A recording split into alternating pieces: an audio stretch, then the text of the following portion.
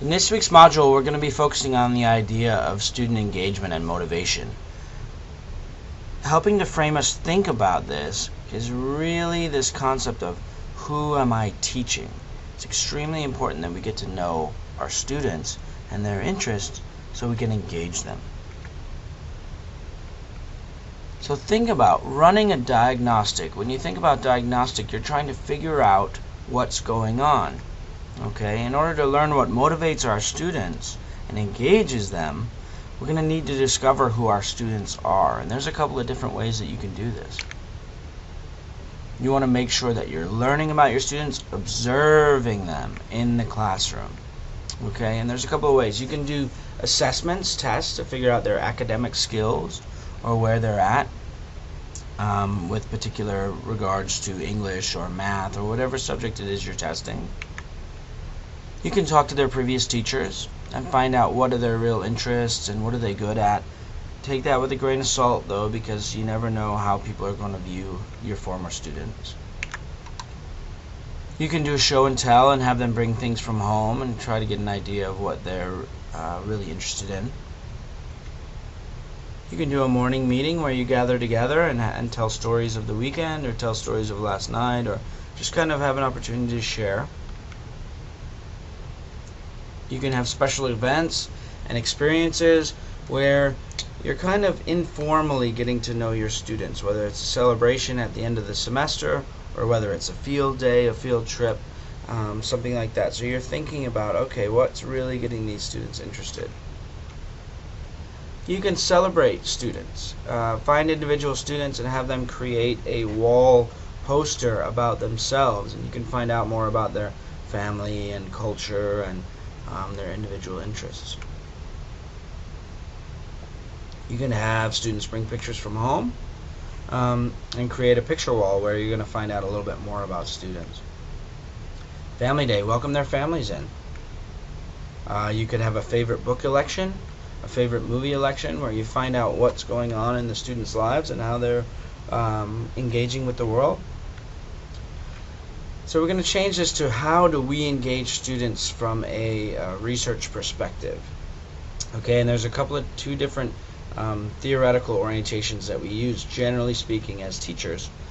The one on the left-hand side is Bloom's taxonomy, and it's thinking about how are we engaging our students in particular thinking skills.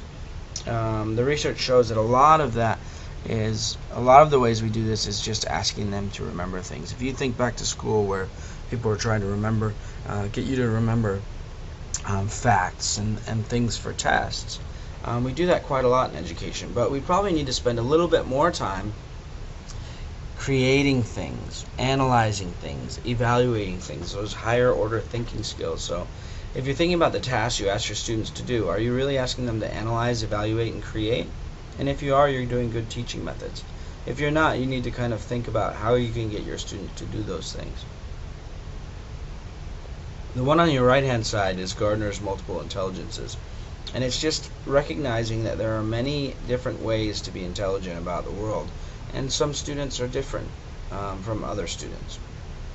Some students are particularly good at math, some students love art, some students are really good at sports, others are good at music, some love to be outside, others are good making relationships, some are really good at reflection, and others are really good at talking. You know, it's just this basic idea that we're not all good at every subject, and so we need to, in the classroom, diversify our learning experiences and engage our students in different ways. Okay, just to follow up on Gardner's multiple intelligences, alright, students have different skills, so we want to make sure we're diversifying our lessons and assessments. If we're talking about verbal linguistics, we're having students talk or read or write. Math, logic is graphs and data. Visual spatial, we're having students engage with colors and lines and shapes and pictures and concept maps and models. If we are bringing in kinesthetic elements, we're having our students dance and move and gesture and balance and coordinate. We need to bring in some musical elements into the classroom, and songs and instruments and rhythms, rhymes and poetry. Some students really like the opportunity to work with the real world, outside, weather, daily experiences, talking about their lives, animals, plants. Some students are really good about getting in touch with their feelings and communicating with one another and talking about different moods and motivations and emotions. Other students are very good at thinking, quiet, silent, sustained reading, and so on. And others are really good at developing these relationships with other people.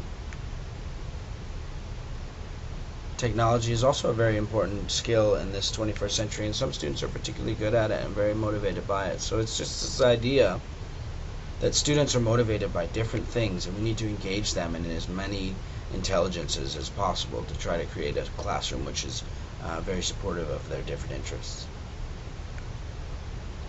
Another way to think about this, again, is the Bloom's taxonomy. Alright?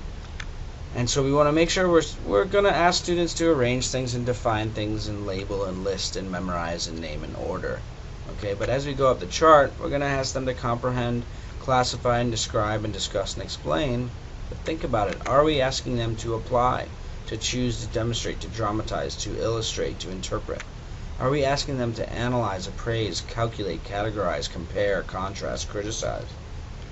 Are we asking them to arrange, assemble, collect, compose, construct, create, design, develop? And really what we're shooting for is asking for appraising, arguing, assessing, attaching, comparing, defending, judging, predicting, rating, selecting, supporting, evaluating. It's really important. It's simple that we ask a lot about knowledge, but what do we ask about evaluation? What is quality? Alright, why don't students do things? Right? Why are students not motivated?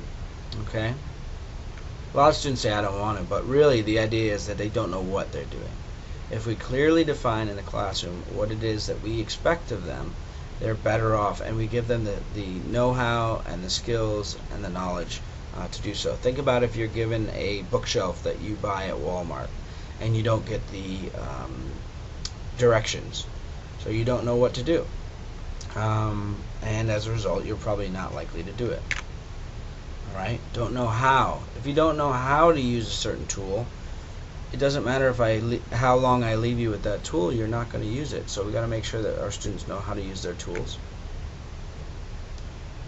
This is an important one that a lot of teachers forget. We don't know why we're doing something in the classroom. If you don't develop that strong sense of why we're doing something, it's difficult for students sometimes to engage with the material. And certainly self-efficacy. If students don't think they can do something, they often won't even attempt it. And the very last reason is that they just plain don't want to, but there's usually something behind that as to why they don't want to. So think about that as sort of a very simple way to think about student motivation. Alright? There's two types of students. Ones that we refer to as the best, who are often motivated, and the worst, who are often unmotivated, who are disruptive. Okay, and these are very related. Any student that's motivated can easily become the best student. What are common motivators for students? Recognize them, praise them, acknowledge them, call them by name. Success. All students like to have grades and be rewarded for what they do. Responsibilities and jobs in the classroom, line leader and so on and so forth. Social status, to be recognized again. Knowledge, they like to know that they're learning things, they have new skills and new information.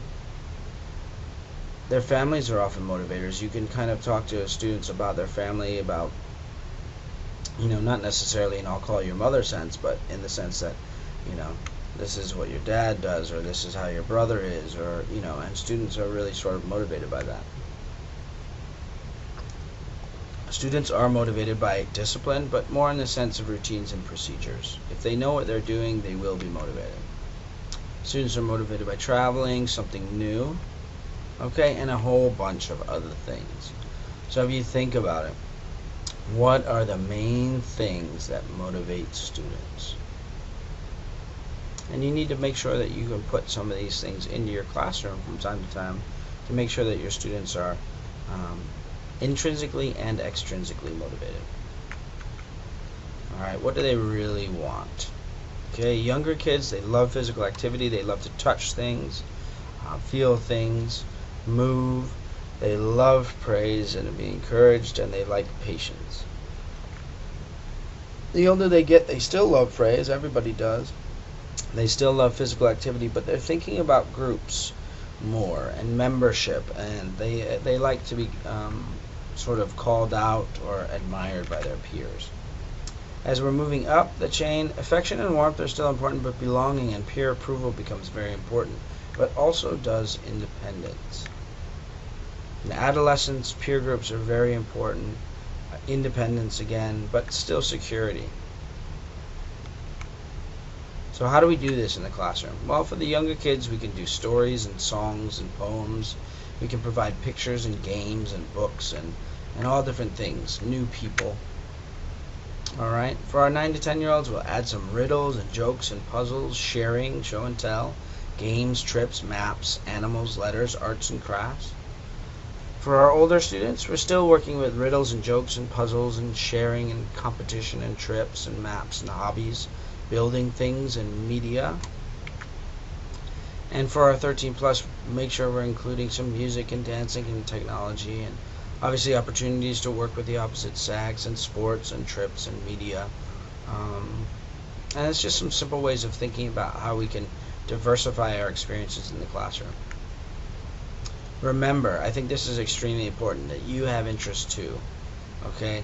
Motivation and passion is contagious. So think about what really motivates you. What do you really like to learn about? And what do you really want your students to learn about? Alright, some interesting characteristics of good motivators. Good motivators have charisma, they have passion, they can communicate to their students that they're interested in the material. Good motivators care. Good motivators are enthusiastic. Good motivators are consistent in their appearance and their behaviors. And good motivators have respect for their students.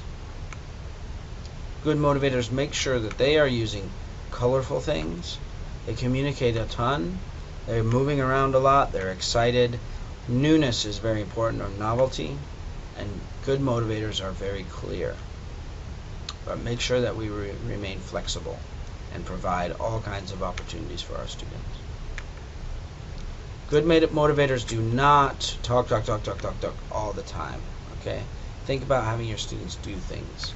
Good motivators don't frustrate their students. Good motivators try to remain clear. Remember, we don't want to confuse. Okay? We want to be consistent and not go hot and cold. Alright, we do not want to intimidate our students or favor. Students are really looking for fairness, and that motivates them. And we cannot get off on punishing our students. We do want to provide routines and procedures. We do want to provide discipline in the classroom, but it's not punishment.